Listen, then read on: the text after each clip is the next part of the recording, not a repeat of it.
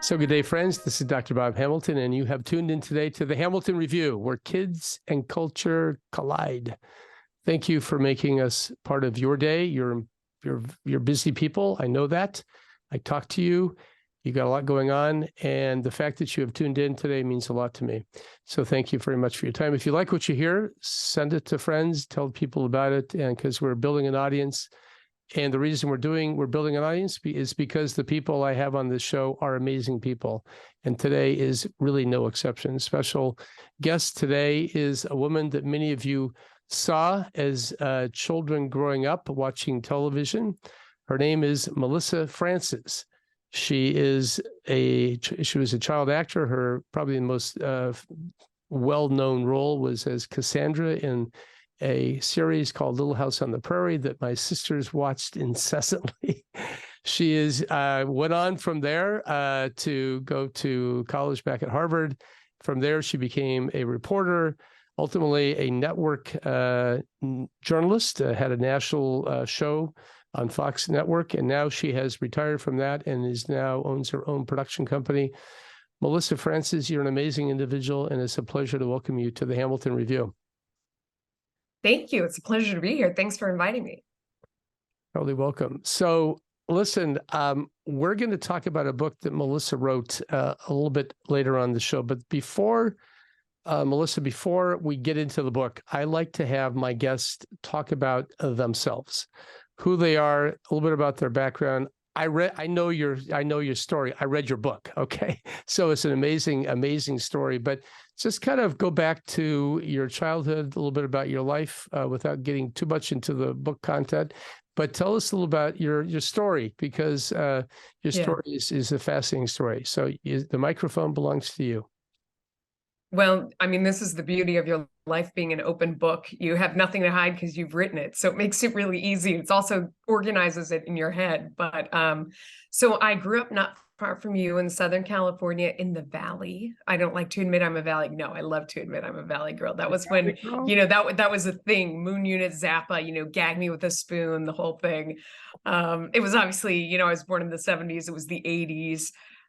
So I grew up in the San Fernando Valley. I LA is a one industry town. I was a child actor.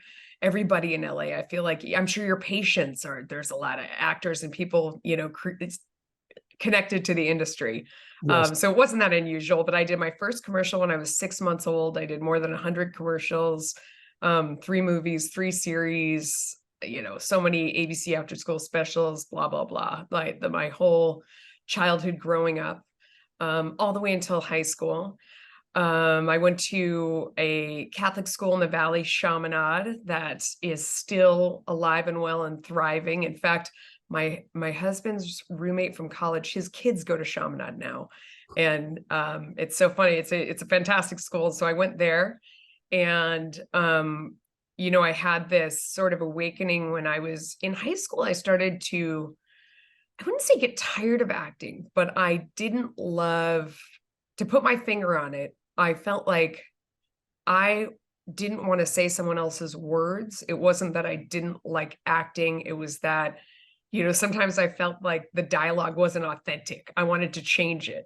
It's a theme that will come up later in my life. And now in retrospect, was very telling to kind of understand exactly why it was that I didn't really want to do it anymore. And frankly, wasn't good at it. I mean, once I didn't believe in it or want to be there, then my performance wasn't good any longer. So, it was sort of a self-fulfilling prophecy.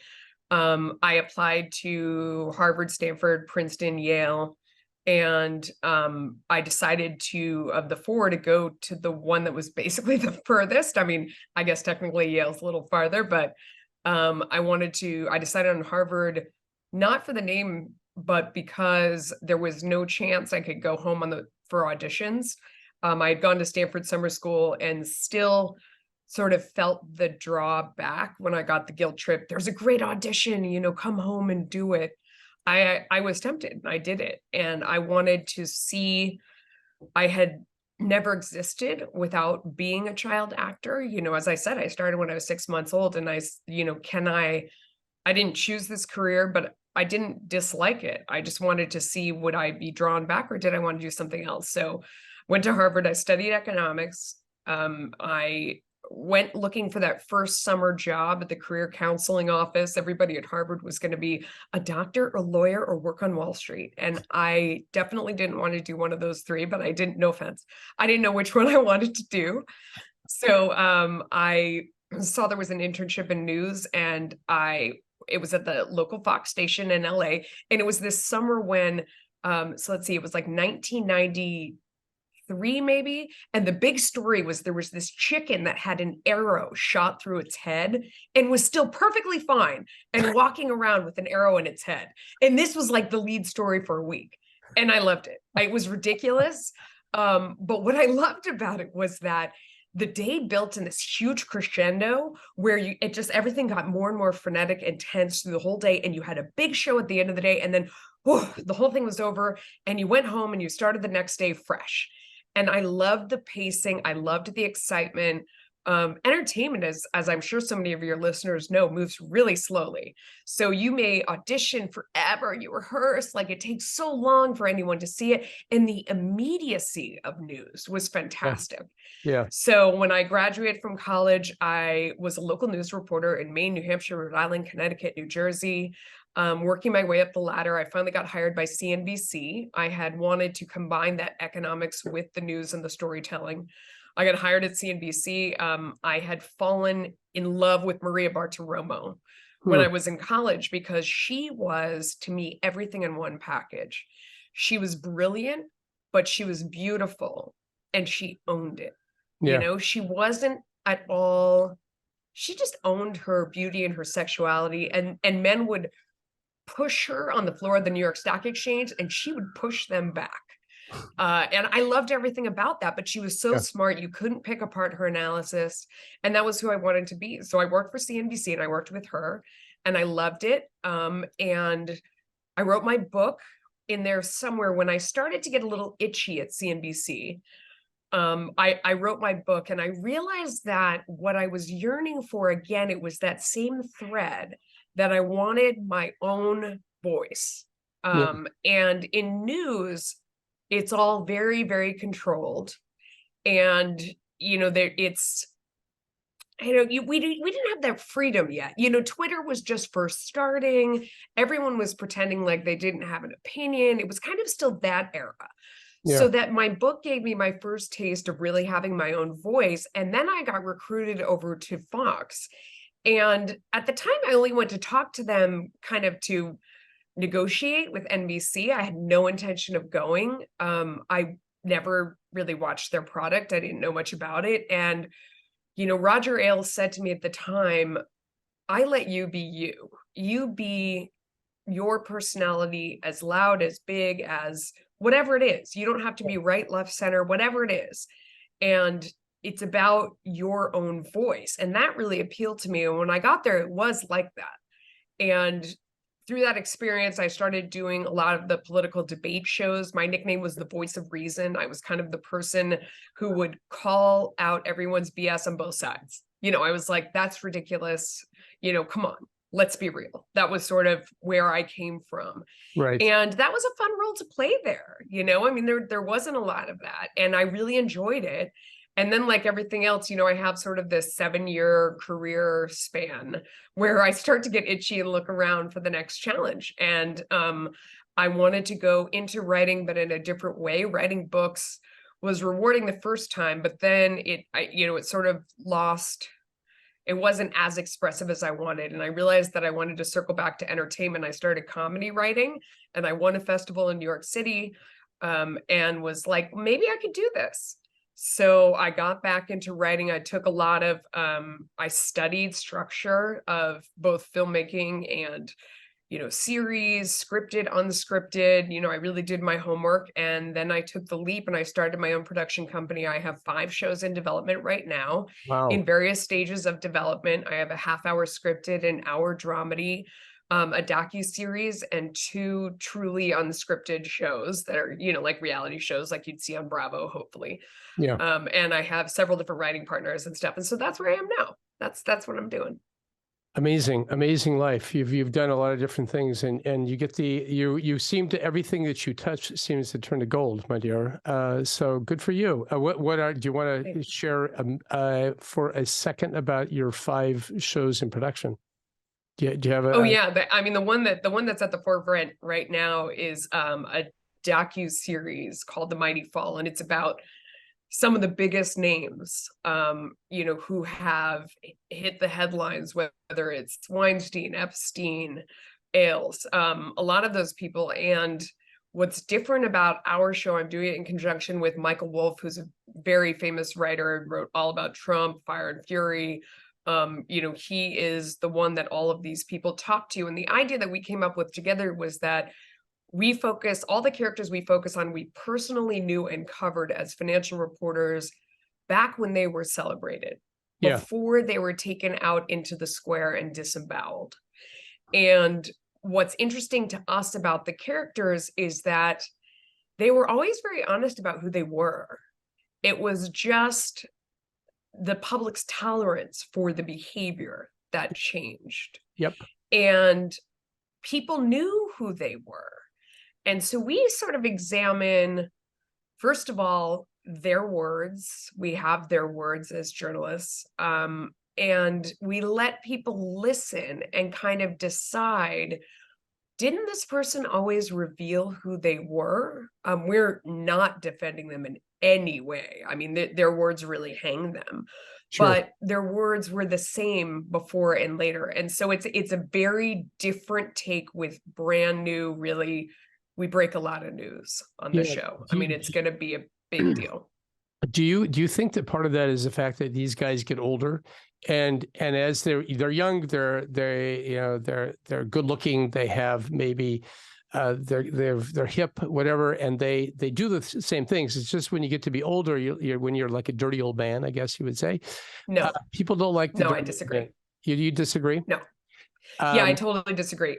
It was that in the past, when anyone stood up to them, your career was just over. And then there was this moment when people decided that in certain circumstances, they weren't going to tolerate it, or if the network tried to continue to tolerate it, the public was going to put pressure on them. No, I don't think it's that at all, because it's about, that it was accepted. I mean, I myself as a news person, I remember going on the Today Show when I was promoting, I think, my second book, and Bill O'Reilly had just been ousted from Fox. Yep. And Hoda and I think it was Kathy Lee at the time said, we can't do this interview without talking to you about Bill O'Reilly. And I said, yeah, what's been alleged is terrible. And I said something like, but I know who in this building has done the same thing and is doing the same thing. We all know who the predators are at each network. And, it's just been tolerated for a long time. And of course, I was talking about Matt Lauer and the other people who have been forced to leave NBC, and, Les Moonves, and all kinds of people that we all knew about, Charlie Rose, people who have been ousted since then. And was just very hypocritical in those conversations for one, network anchor to be saying your network. And we're like, no, it's prevalent in the whole industry. And I think it was accepted and it was understood that this was just something that went on. I guess shame on all of us for letting it go on, but there wasn't a great way to stop it. I mean, the people who stood up, just lost their career. So yeah, got beaten down. Well, the power issue. Yeah. Okay. Listen, I look forward to that show. It's called, what is it called? How the Mighty Fall. The Mighty Fall. Yeah, they do. And they fall hard. And a lot of people, when they fall, a lot of people are applauding, because these guys, there's the question that the arrogance that they oftentimes live with is, obvious to everybody, whether they know the details of the arrogance. They don't oftentimes. Certainly the lay public doesn't, but we find out, don't we? What was, as they say, what was spoken in secret shall be shouted from the rooftop. And we're going to talk about that rooftop in a second. We're going to take a 1-minute break, Melissa, and come back and speak about the book that you wrote, because it's a fascinating book. So, friends, you're listening to the Hamilton Review. We're having a conversation with Melissa Francis, and we're going to be right back in 1 minute. The Hamilton Review podcast is brought to you by Hamilton Babies, 9 kid-friendly products designed for the little loves in your life. Find them at hamiltonbabies.com or amazon.com. Also consider Dr. Hamilton's recently published book, 7 Secrets of the Newborn, available at Barnes & Noble, your local independent bookstore, and amazon.com. Okay, friends, so welcome back to the Hamilton Review, where kids and culture collide. We're continuing our conversation with Melissa Francis. Melissa, we're going to get into your book, because this is how I met you. This is how I found you. I read your book, Diary of a Stage Mother's Daughter, and I think I heard you on another podcast. I think Megan Kelly had you on, if I'm not mistaken. I happened to like Megan Kelly and listen to her podcast, and you were there, fascinated by that conversation. But I did pick up your book. I read it from cover to cover, and I want you to talk about this book. Basically, let me just say one thing before I turn it over to you. This is a story. The name of the book is a Diary of a Stage Mother's Daughter, a memoir. And essentially, Melissa Francis was a superstar even as a young kid, but there was a price that she paid for that, and that was the fact that she was in the family. The details of her family are something that I think would shock a lot of people, and it certainly shocked me. So, Melissa, I'm going to turn the microphone over to you and let you go. First, I want to ask you, first of all, first question before you get into it is, why did you write the book, I guess? I wrote the book because I had, at the time I decided to write it, I had been estranged from my mother for, I don't know, it had to be about, 10 years, about 10 years. And my son was 2 or 3 years old, and he asked me, because he was looking around and he noticed, my husband's mom and not mine. And he asked me if my husband's mom was my mom too. Is Gigi your mom too? And I realized at that moment that I hadn't decided what I was going to tell him, but I knew based on the way I was raised that it was really important to me to always answer my kids' questions, always tell them the truth, never make anything up. People had said, oh, you could say she's dead. And I'm like, right. And then what happens when she shows up? Then I lie to my children. I'm not going to, I have this whole thing. It always makes Megan Kelly laugh when I say to her that I don't lie because it's such a compliment to the other person that I would pretend to be something I'm not to make them happy, or make them think better of me. I'm good the way I am. If you don't like it, that's, fine. I don't care. If you don't like it, you don't have to hang out with me. So, I've kind of been that way for a while, and I wasn't going to change with my kids, certainly. And it was even more important because I wanted them from day one to know that anything I told them was the truth. And that doesn't mean that I tell them things that are inappropriate. If they ask me a question that's not appropriate for their age or not something that they should know, I say, hon, I don't think that you're ready for that right now. I'll be happy to tell you when the time comes. But actually that hasn't even happened, amazingly enough. When my kids have come to me with questions, they've always been, things that they could handle. So in this case, he asked, is she your mom too? I said no, which wasn't the whole answer.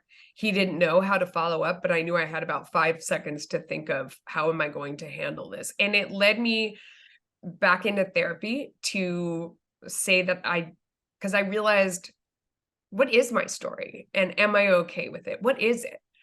And I sat down. My therapist said I'm the only person he's worked with who was simultaneously writing their memoir as they were sort of going through it with someone. And I wrote it in 3 months.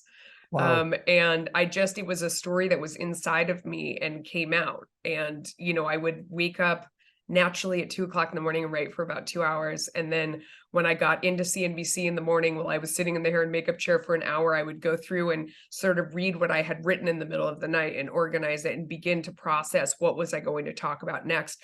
And obviously this was a story that I needed to get right with, and that's why I wrote it so quickly. And it just, the thing at the very beginning, there's a memory of being thrown out of the car as a kid, which was something my mom did all the time. And it was interesting because that had been kind of where I started in therapy, where, my therapist said, you never talk about your mom. And I was like, well, and I said, I don't know if she was abusive or not. Yeah, well, tell me something she did. And I said, I was 7 or 8. She'd pull over to the side of the road, say, get out of the car. And, I'm not coming back for you. Don't come home, and would drive away. And I had seen her do it so many times that, to me, she wasn't leaving. This was just like a manipulation.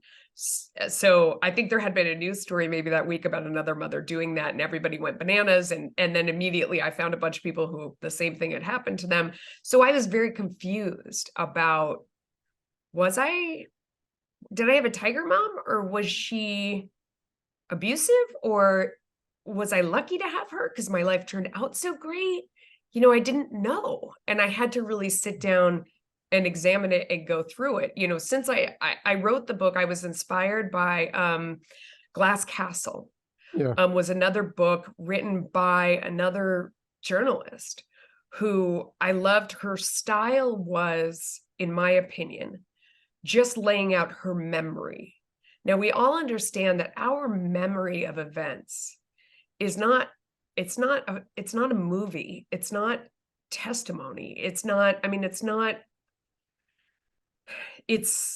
my perception of what happened mixed with my memory.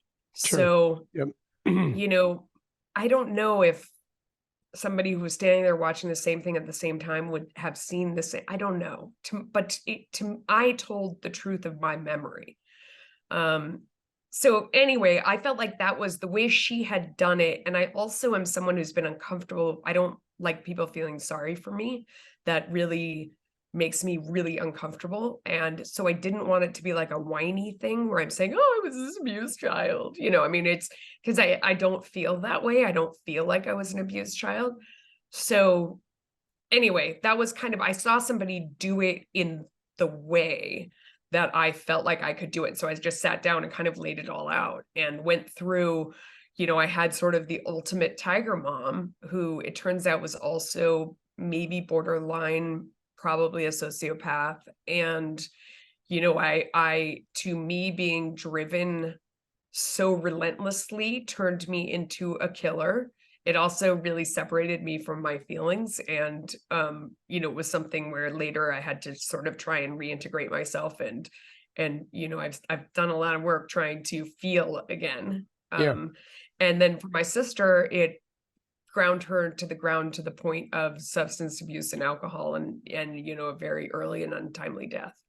So it was sort of the two sides of having been driven by that type of parent and my memory. And after I wrote it, I could kind of go back and look at it and talk about it, and then finally set it down and move on. Your mother was always looking for opportunities for you. When you were a kid, you were a young kid, you didn't really know anything different, really. No. Were you into this? Did you enjoy Yes. the process? Yes. Did you enjoy, because there were, you hearkened to a lot of things that your mother did, which were, and we can talk about some of those egregious things that she did, but you also say that you were a little bit of a team.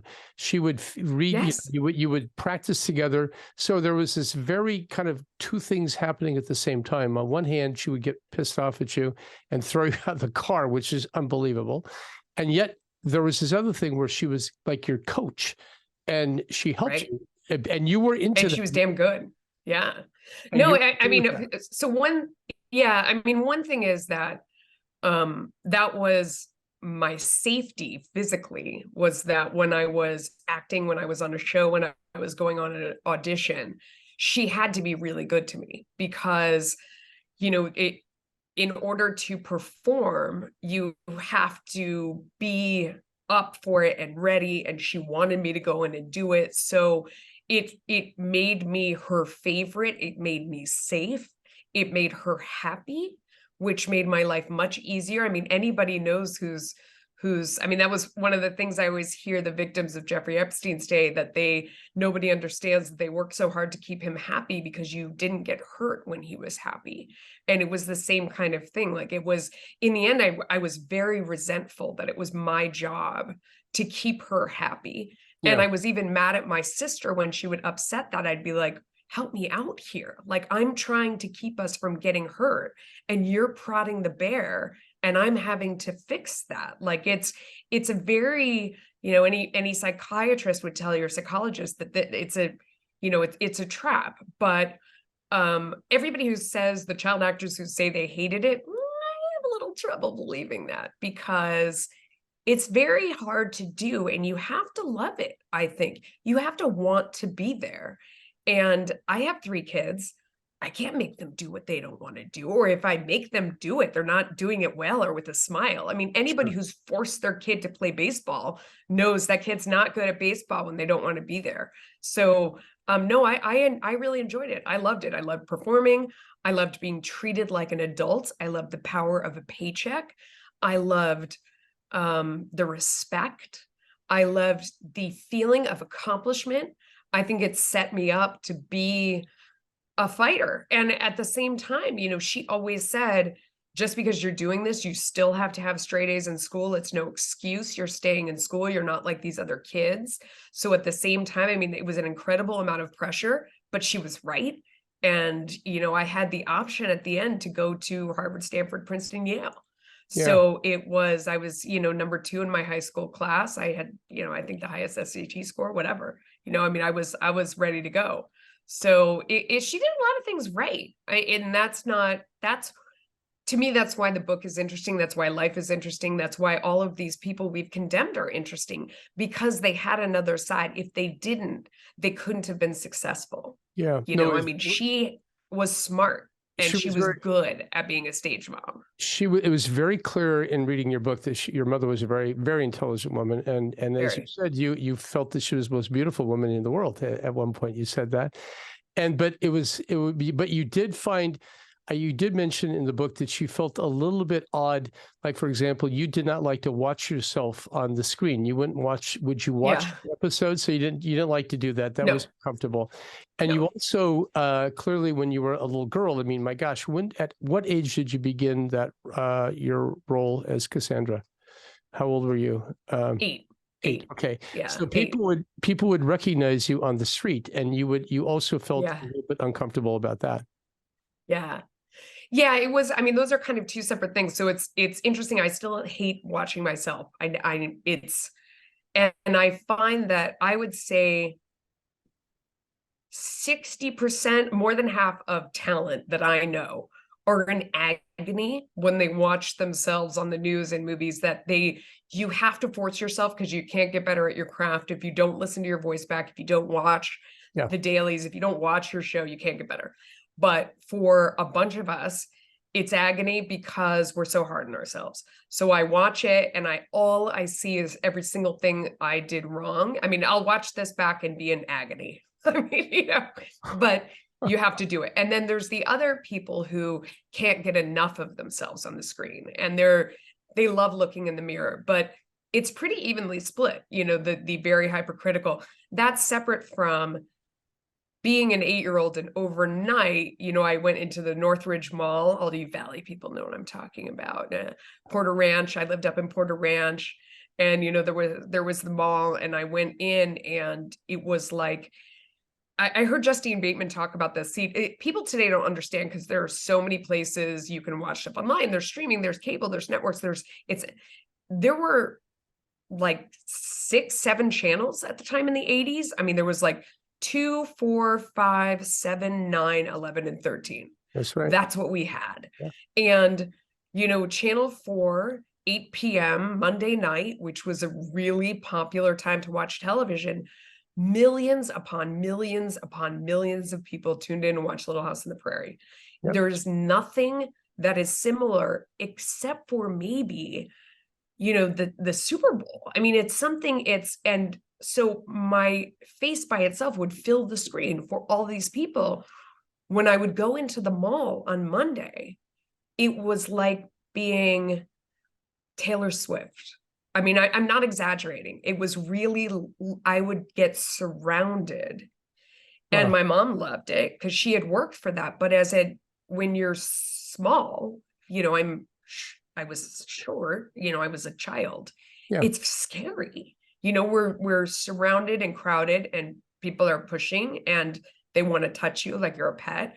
You know, that was very scary. But then what's also very scary is when they don't care after that. When you go back to the mall a couple of years later and no one recognizes you because you've changed, you've grown, and you're not on a show anymore. So psychologically, how do you deal with, I mean, that's the problem that we saw with Gary Coleman, with Dana Plato, with all of these people who, when it went away, it was devastating. And that's in the book too, as you read, you know, when I was a teenager and I didn't enjoy it, didn't get as many jobs. I had that real midlife crisis, career failure, devastation along with being 15. Yeah. So it was imagine. Yeah. I read that and I thought, I go, my gosh, here she is. She going through this incredible sense of rejection, I guess. Yeah. And you're only 15 years of age. And I thought, that's a very, very intense thing. Did you think that your mother pushed you for herself? Was that something that was pretty clear to you even then? Because I know that in your book, I think your father made the comment that those were the happiest years of your mother's life was when you were on Little House on the Prairie. Yes, I do think she did it for her, but I don't think that was unfair. You know, I mean, I said to you when we were warming up for this that now having 3 kids of my own, I can't imagine, you know, putting my whole life on the back burner to take a kid for auditions, for pictures, for all those kind of things. Like I wouldn't give up as much of my life to back a kid the way she did. I also don't think it's healthy. You know, there was another child who was completely neglected and felt like she was worthless. You know, there was a husband who didn't have a relationship with his wife. There are a lot of things that are bad about it, but the fact that I did benefit tremendously, you know, I mean, I went on to go to Harvard, you know, I had all this experience. I learned to work as an adult. I learned responsibility. I learned so much. I gained so much from it that, like so many things, it's complicated. I'm grateful to her for putting me in the business and taking me, for sure. Did she do it for her, not me? Yeah, absolutely. That doesn't change the fact that she did it and I benefited from it. You're a big person to say that. Because I think that there, you know, you're no question, you definitely did benefit, but how you handled that, and your sister Tiffany went a completely different, because she was the one who really, it was kind of, you were on her coattails. Isn't that how it all began in the very beginning? Yeah, absolutely. I mean, she was, even if you go back to, you know, one of the first scenes in the book, she's hired to be the Johnson & Johnson baby shampoo baby, which was like being the Gerber baby. I mean, it was a really big deal at the time. And she was hired to do that. She had to have been 4, I guess. And, you know, my mom showed up with me on the set. She says this again. I mean, I was 6 months old, so this is the story I was told a million times, by the way, by everybody. You know, my dad said it was all true. But she showed up with me and they said, oh my goodness, how cute. You know, let's put them in together. And boom, I had my SAG card. I was in, and I was 6 months old. And it was a job my sister had won. And that was really a metaphor for our whole lives together. You know, everything she did first, and then I showed up and did better. And it was, you know, really devastating for her.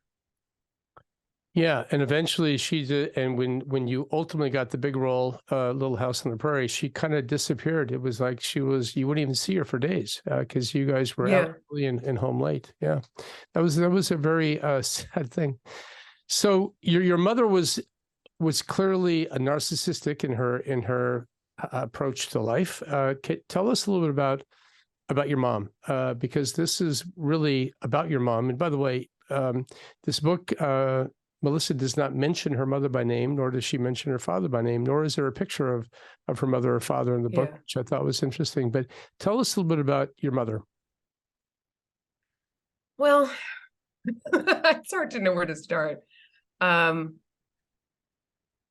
She came out to LA with her sister, they say, to, sort of find their fortunes. They lived back in the New York area. And, I would guess that she wanted to be an actress herself and, didn't have any idea how to do that, found my dad, got married, had kids, and, immediately started with us.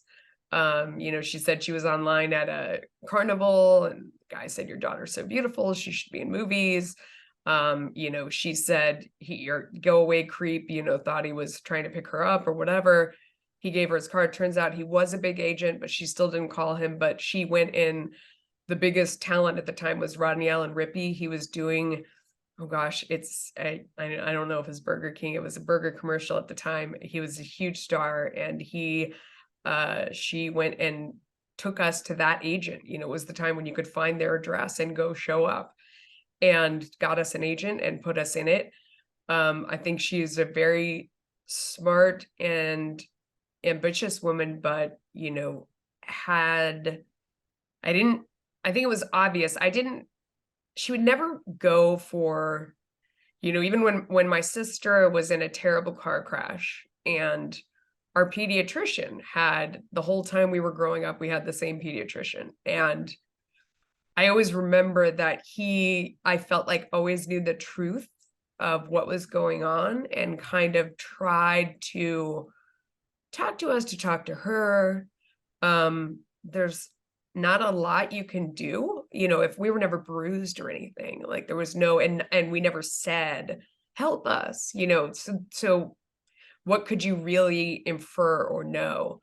But he said for a long time that my sister needed help. And now that I have kids of my own, I know when these days, people are much more open, and we just know so much more, that when a child is not cooperating at school or is shy or is, that either there's something developmentally happening or there's something happening at home. And these just weren't times when you did that and were active about that. And certainly you can speak to that a lot better than I can. But my mom, when my sister finally, was in a terrible car accident, and our pediatrician said she absolutely has to go into counseling.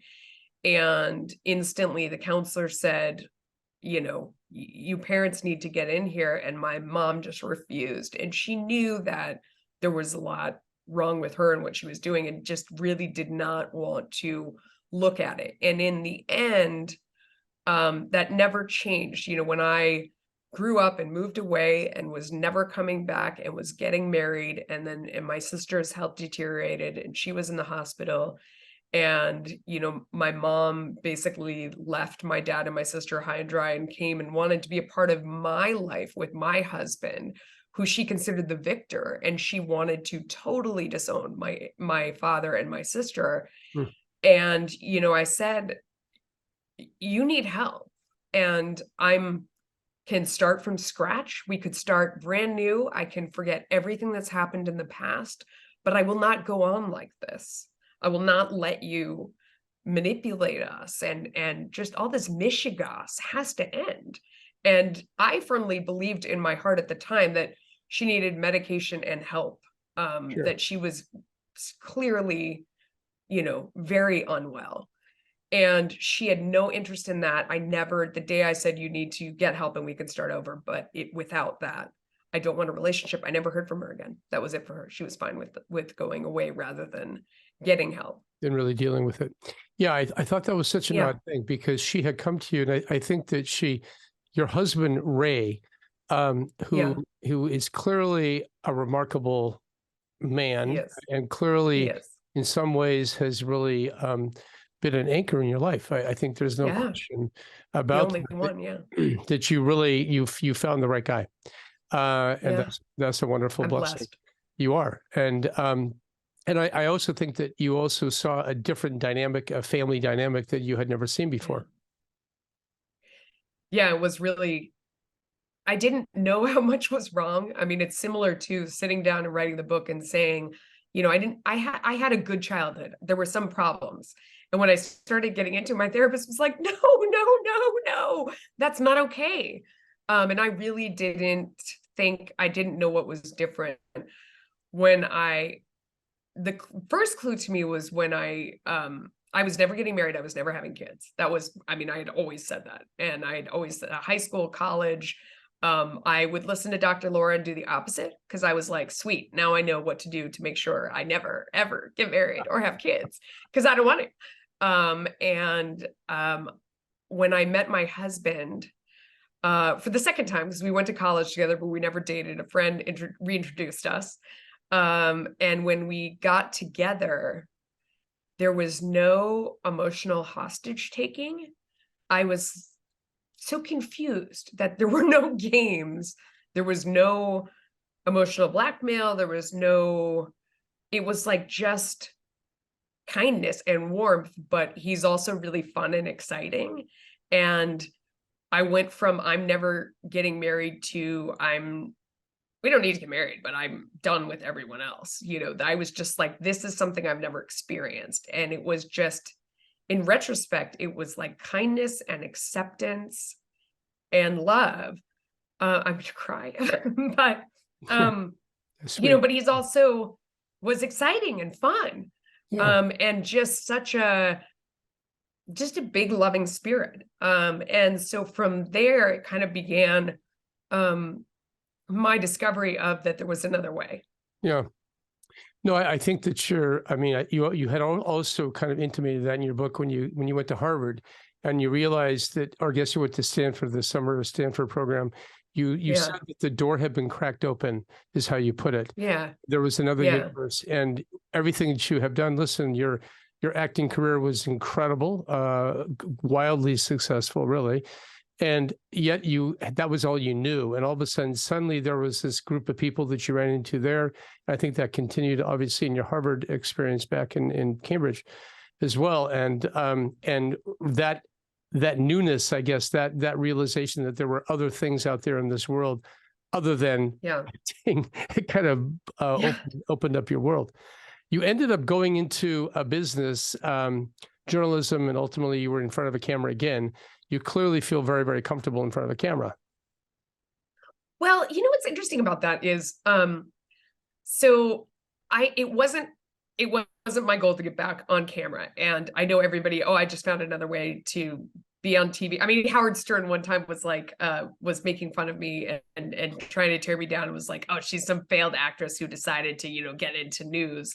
And that's not what happened. The problem is when you put all of your energy into something you want, it demands all of your resources. So instantly people were like, well, you've been on TV, so you can be on. And what I didn't realize at the time, and it really took me just until recently to realize, is that what I love is storytelling. Yeah. So that's what I liked about acting, was it was a story. Yeah. When I got into news, I loved going to the little town in New Hampshire with 3 people where one had this store that, did this magical, just telling these stories of other people and their time. And that really got me. And then with my book, that was a story. Oh, yeah. And then I realized that now I want to do that again. I'm, more than anything, more than being a producer, I've written an hour dramedy. I'm first and foremost the writer of these projects. I don't want to be in them. Some I will end up being in, maybe as a gimmick, with trying to put everything out there. The docuseries, I might host it, even though that's not why I'm doing it and would not be my primary. I like the storytelling. So I would say that I did end up in front of the camera again. What's interesting about it was that it's so different. So in entertainment, you rehearse, you read the script, you do the sides, you get wardrobe, you get hair, there's a rehearsal, you get made up. If you screw up, everyone ding, cut back to one, so I was incredibly not prepared for news. And the first time I was on camera, I had a massive panic attack because it's you and a photographer and you look into the lens and they're like, go. And you just, it was like all the air had been sucked out of my body. And I everybody's couldn't believe watching it. you. Everybody's watching Yes. that moment. Suddenly. And Yeah. there's no rehearsal. It's live. There's no script. There's no prompter. There's nothing. It was just me and I needed to tell the story and I wasn't prepared. So I had a harder time getting used to being a news, I think, than anybody who was never on television. But then they assumed I would be able to do it. So I got fired from my first news job because they expected me to be good on camera. And I was horrible. I mean, the worst. I don't think you put that in your book. You got fired. Wow. No, I did. From No, it's in there. It's in there. Yeah. And it's definitely in the second book. I mean, I love that. That's when I go do speeches. It's my favorite story because it's, it's how low can you go? I was fired and I wasn't fired like you have 2 weeks notice. It was like, clear out your desk. You have 20 minutes. Security's escorting you out. I mean, it was that fired. Wow. And I went back and I'm in Manchester, New Hampshire. I don't know anyone at all. I go back to my apartment and I'm like, wow, what now? I mean, like whoa, I can't make a tape. I mean, I've been at the place for 2 minutes. Like that's pretty bad. I mean, it was bad.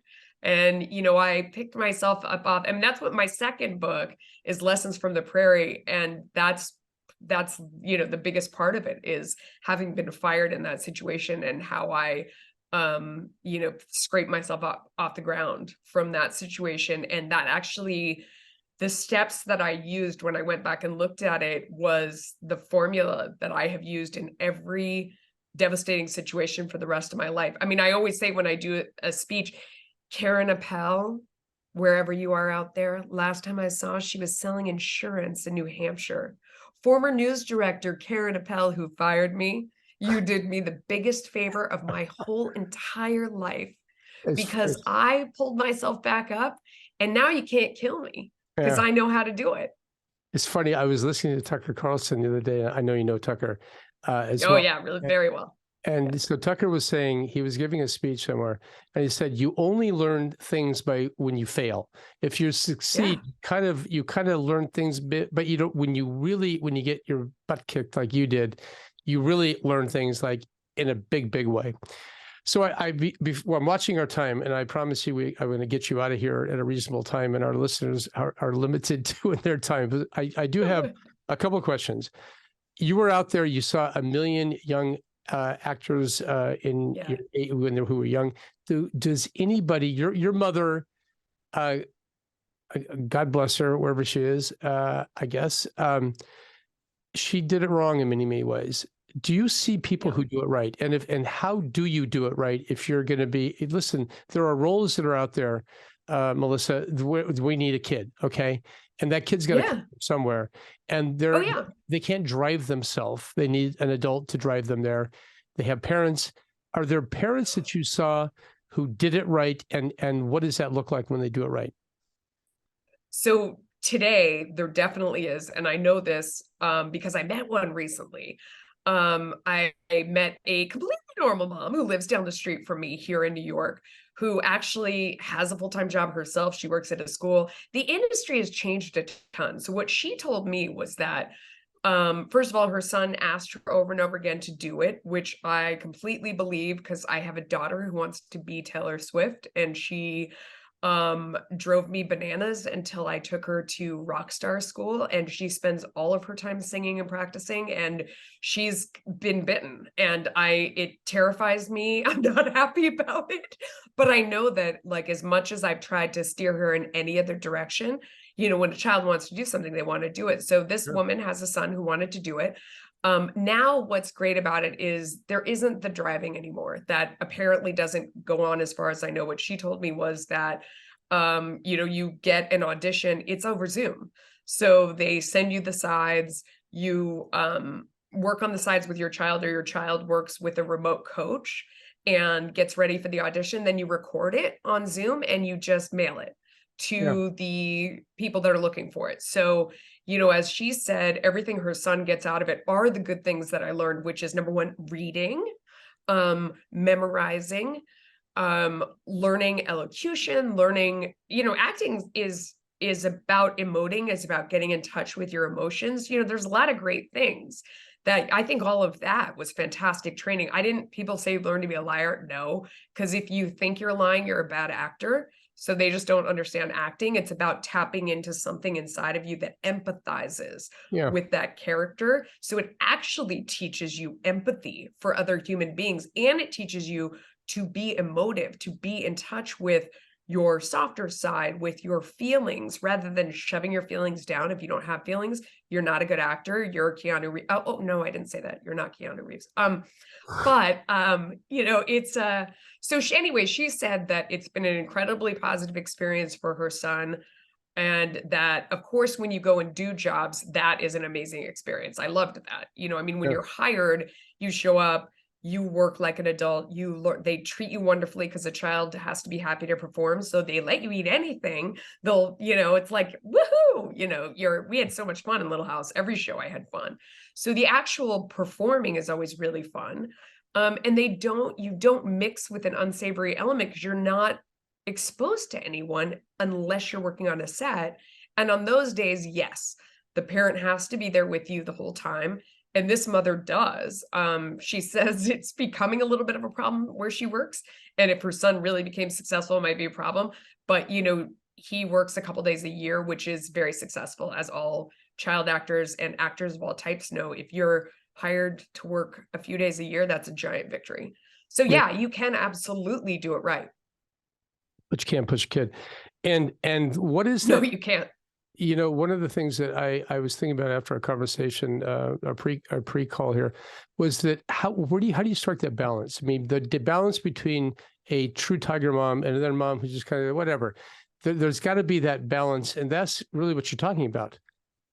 Yeah, that's really hard, because I definitely feel it with all three of my kids. I think it starts with, I've been very cognizant of letting them drive towards what are the things they're interested in. Yeah. And you can tell because they show you, they love it or they hate it. They ask to do something, you take them, if you're lucky enough to have the resources to be able to do it, you allow them to pursue it, and then they either continue to like it or they don't. So I'm attuned. My oldest one told me when he was 7, he wanted to be a quantum physicist. I did not know what that was. I took AP physics. That's about as far as I got. He told me as a 7-year-old that it is the language of the universe. I said, I know you like space. Isn't quantum very small? And he's like, duh, Mom. It's the language of the universe. It's what makes everything work. I was like, oh, okay. So he has been that guy. We took him to a robotics competition at the Javits Center in New York when he was 8. He walked in and he said, I kid you not, he took a sign. He said, I finally found my people. Wow. And I finally found my people. So we knew what he wanted, and we've supported him in that venue, and tried to give him the right opportunities. My middle son is an athlete. He loves soccer. I sometimes watch my husband be a soccer dad and think he's going too far. That's a delicate thing when where is the line between teaching them discipline and driving them? And I think I'm too sensitive to that because of the way I was driven. So I think that's tough. I do tell them I expect straight A's all the time. I'm like, I know that's one thing my mother said that a lot of people think was abusive and is the tiger mom thing. And I think it was 100% right. I mean, she was like, you're smart enough to do it. You have the resources. Tell me if you need more time, but there's no excuse for not having the grades. And I think your mother laid a good foundation there because you really did take that seriously. And you actually, that's how you got into Harvard, because you had good grades, along with your other things that you were doing. So that was a blessing. It is always, listen, we have, my wife and I, as everyone knows on the show, we have 6 kids. And so, wow. Yeah. Did you? I'm impressed. Okay. I think you said that yesterday, but it flew past. Yeah. No. Wow. 1, 2, 3, 4. Well done. Good job. We doubled up what you got. And so the thing is that, yes, you want to encourage your kids to practice. You want to encourage your kids to get ready for their soccer practice, all the different things that they do, play baseball, to watch the ball, hit the ball, all that kind of stuff. So you're encouraging them. And it's always that balance between how do you do it right and not, go beyond. Well, listen, Melissa, I could talk to you another hour, but I've taken a full hour of your precious time. So thank you for making the time to be here. This is my pleasure. Let's do it again. We'll do it again. I need to get your other book, so I'll get your other book. But friends, I want you to know that the name of the book is called The Diary of a Stage Mother's Daughter, written by Melissa Francis.